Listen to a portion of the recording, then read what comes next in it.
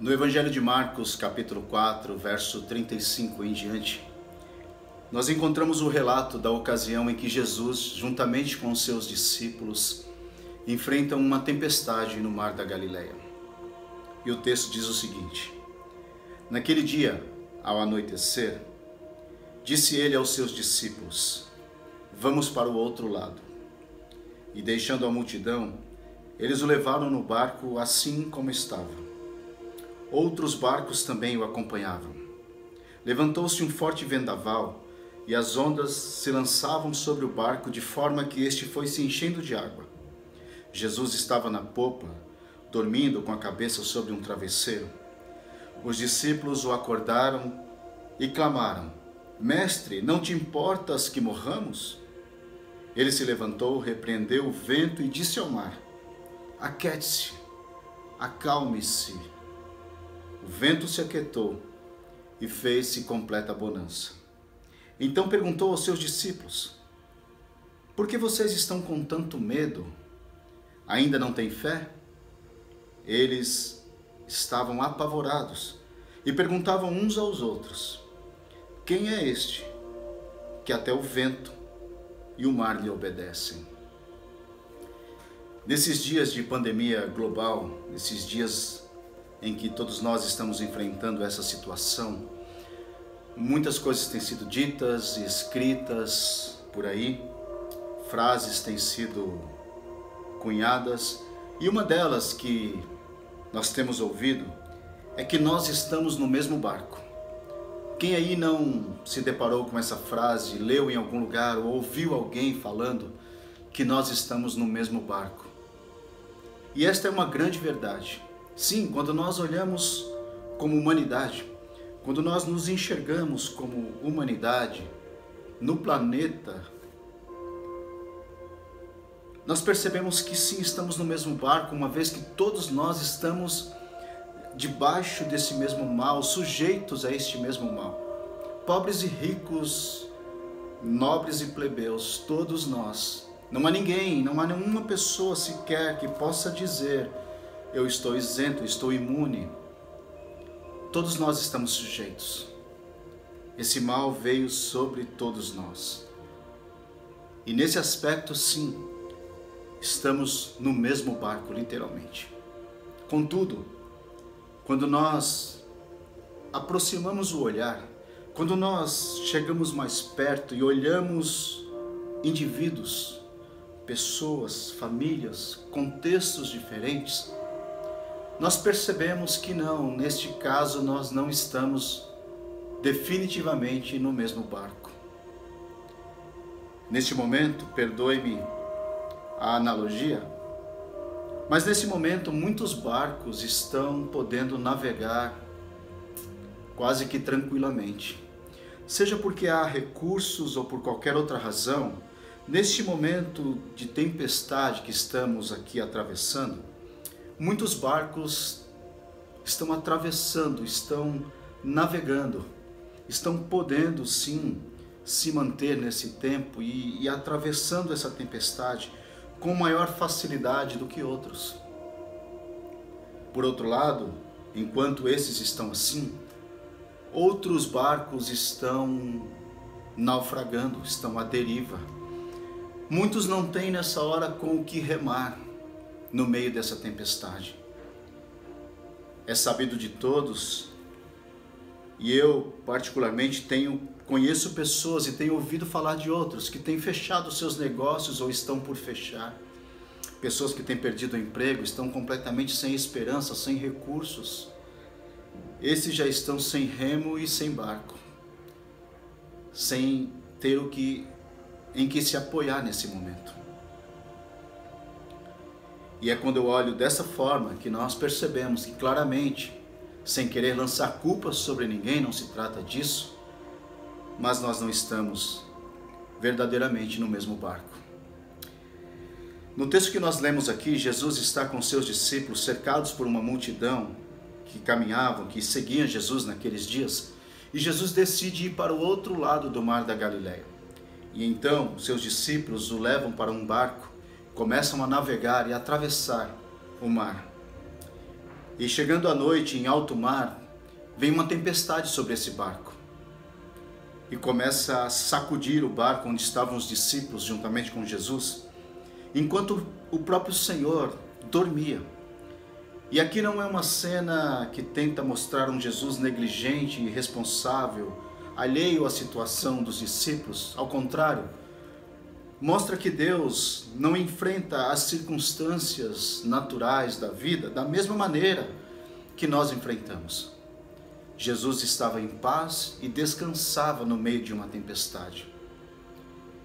E talvez essa seja uma mensagem para todos nós, que devemos de alguma maneira, em Cristo, no Senhor, encontrar paz e descanso no meio dessa tempestade.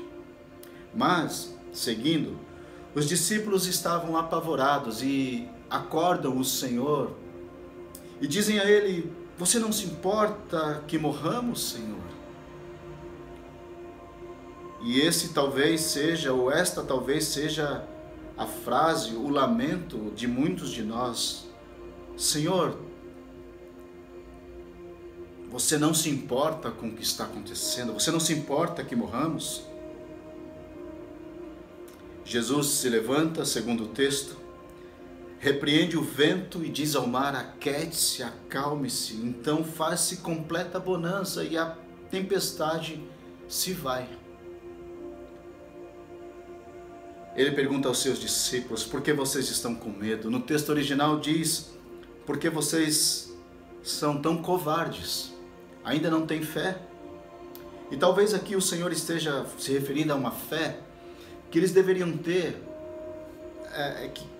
fé tamanha que deveria fazê-los acreditar na palavra que ele disse no início, quando ele os convidou e disse: vamos para o outro lado. E se Jesus havia dito: vamos para o outro lado, é porque eles chegariam do outro lado, independente da tempestade que pudesse vir sobre eles. Ou talvez o Senhor estivesse se referindo a uma fé capaz de fazer como ele fez, os próprios discípulos declararem sobre o vento e o mar: aquiete-se, acalme-se, e cessaria a tempestade. Confesso que eu não sei se era isso ou se simplesmente uma fé capaz de atravessar a tempestade. Mas as duas me confortam. As duas me faz saber que Jesus é poderoso para acalmar uma tempestade, para cessar e também para nos fazer atravessar uma tempestade. Os discípulos, então, apavorados, ficaram admirados, perguntando: quem é este? Que até o vento e o mar lhe obedecem. O Senhor é o único capaz de cessar essa tempestade que nós estamos atravessando. Mas Ele é o único capaz também, se for esta a sua vontade, de nos dar força, de nos dar graça, sabedoria, para chegarmos do outro lado. E esta é uma certeza de que nós chegaremos do outro lado. Isso vai cessar. Nós chegaremos do outro lado. Esta é uma verdade. Mas o que me chama a atenção nesse texto é que os discípulos estavam preocupados com eles naquele momento. E perguntavam ao Senhor: não te importa que morramos, Senhor? Mas o interessante é que Jesus acalma a tempestade, faz cessar aquele vento. E essa bonança que vem não beneficia somente os seus discípulos e o barco onde Jesus estava ali. Mas haviam outros barcos, segundo o texto que nós lemos. No original diz barquinhos, sugerindo que eram pequenas embarcações que seguiam o barco onde Jesus estava. Agora imagine, no meio de uma tempestade, talvez ali pessoas já haviam também perdido os seus remos, perdido o rumo, não enxergavam nada à sua frente por causa do tamanho das ondas e das águas lançadas pelo vento. Estavam talvez à deriva. Mas quando Jesus cessa a tempestade, todos são beneficiados. E os discípulos talvez naquela hora nem se davam conta de que outros barcos estavam seguindo. E esse trecho serve de alerta a todos nós. que confessamos Jesus e que declaramos que temos Jesus,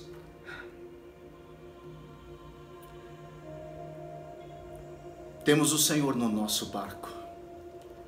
Graças a Deus por isso. Mas há muitas outras pessoas que já estão perdendo a esperança. Existem muitos outros barcos que estão à deriva ao nosso derredor. E compete a nós, que temos o Senhor, clamar pelo seu nome nessa hora. Não porque ele esteja dormindo, ao contrário, o Senhor tem observado tudo o que está acontecendo e ele não está alheio a nada disso. A sua bondade não é comprometida por causa disso. Não acredito particularmente que este seja um juízo de Deus sobre o mundo. Seria uma péssima interpretação da sua palavra e de quem é o Senhor, do seu caráter inclusive. O Senhor não está feliz, se podemos chamar assim, com tudo isso que está acontecendo. E eu creio que a vontade dele é cessar tudo isso, ou nos ensinar uma grande lição, aproveitando isso, uma vez que todas as coisas contribuem para o bem daqueles que amam a Deus, ou seja, Deus usa todas as circunstâncias, todas as coisas, ele faz uso delas para nos ensinar grandes lições para o nosso bem. Deus queira nos ensinar nesse tempo sobre socorrer os outros barcos e perceber que nós não estamos sozinhos nessa tempestade, mas existem outros barcos que talvez não tenham condição de remar e sequer sabem que existe um Senhor que pode acalmar a tempestade. Talvez nós estejamos clamando por nós, por nossas vidas, mas é possível que neste momento o Senhor queira que nós olhemos em volta e percebamos que nós temos Ele, a maior riqueza que um homem pode ter. E nós podemos ser beneficiados por termos o Senhor, mas que a bondade dele não deve ser retida em nós, que aquilo que ele tem feito por nós não deve ser retido em nós,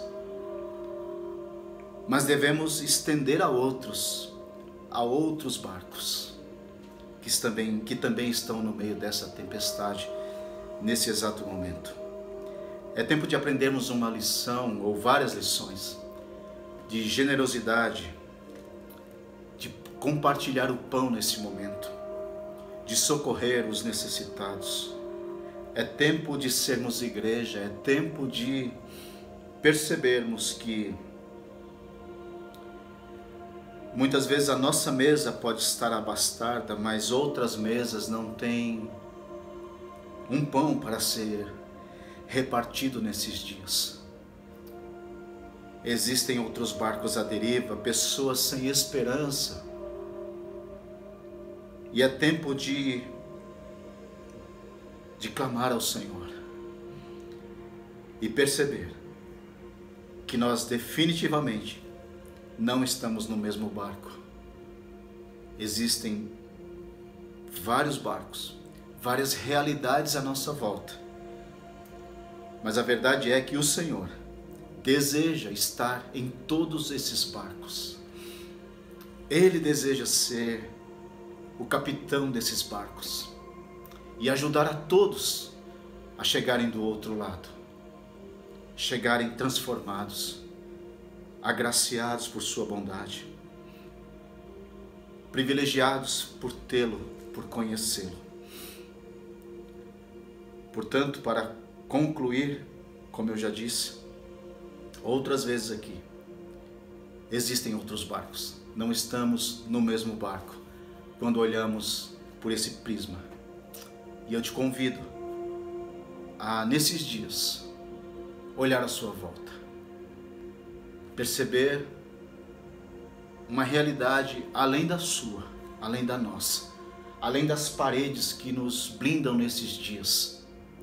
Olhar através delas e perceber que há um mar de gente que não sabe para onde ir nesse tempo, enquanto eu e você temos em nós a luz do mundo, o farol que nos guia e quer guiar a todos. Que Deus te abençoe.